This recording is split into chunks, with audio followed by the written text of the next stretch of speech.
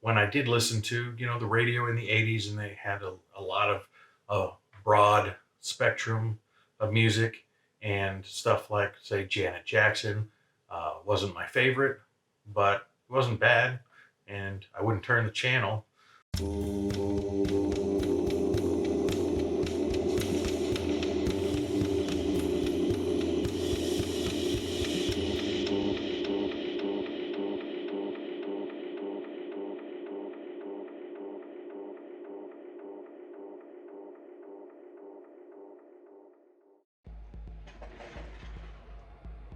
Hey VC, Plastic Eric here, Plastic Soundwave Cult, here with another hot episode of Collection Connection, the game that's just an excuse to talk about music.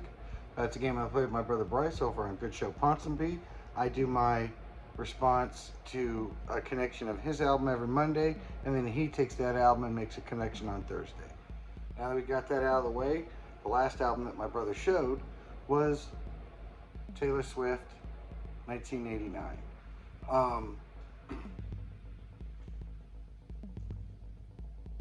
Like everybody else, I know somewhat about Taylor Swift. This album wasn't horrible, but I am definitely not the target audience for this album. First of all, when I see TS on it, I don't think Taylor Swift. I think Totally Sexy or Totally Shy from TS Garp.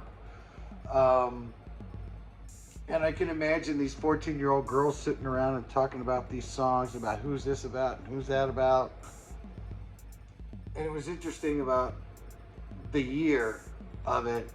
And I mean, pretty much Bryce just lobbed that up, and I had to hit that ball as hard as I could. And so I did an album with a year, and finally enough, when I was 14, I remember talking about this album. Well, I still lived in England.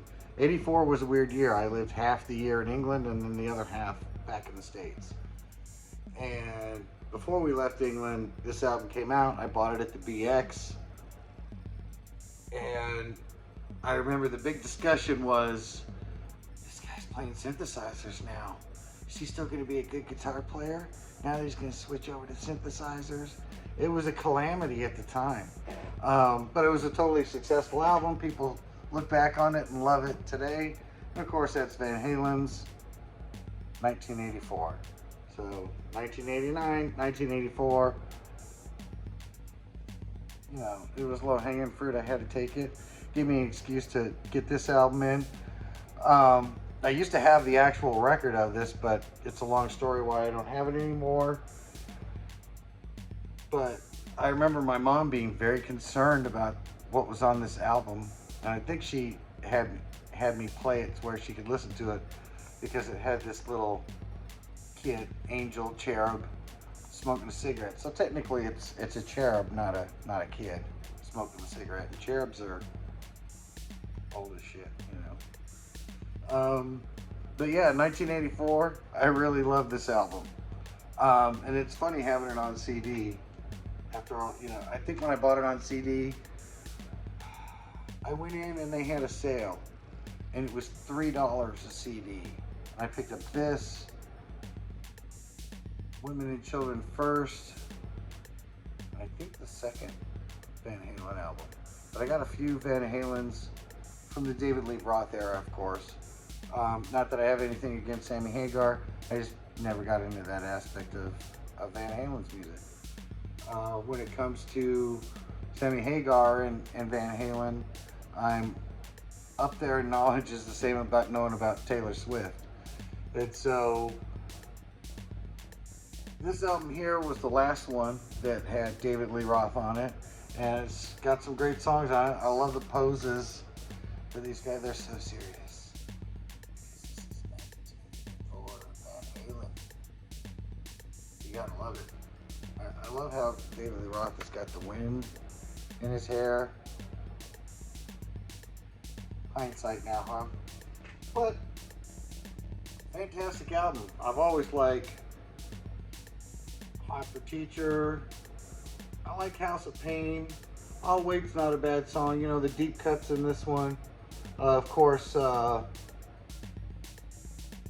Panama, Top Jimmy, Drop Dead Legs. I mean, you can't go wrong with this album. This is a freaking 1984 classic, an 80s classic, right there in the smack dab middle of the decade. So if you get a chance and you haven't heard this, if you're a young person, because if you were a young person when this came out, that's pretty much all you heard for a while there. But fantastic album. If you get a chance, listen to it. I'd like to get this one on vinyl eventually, but you know the CD rule thing. So, because it's not always just about the music, it's about other things too. So, album covers from certain years, and until next time, bye.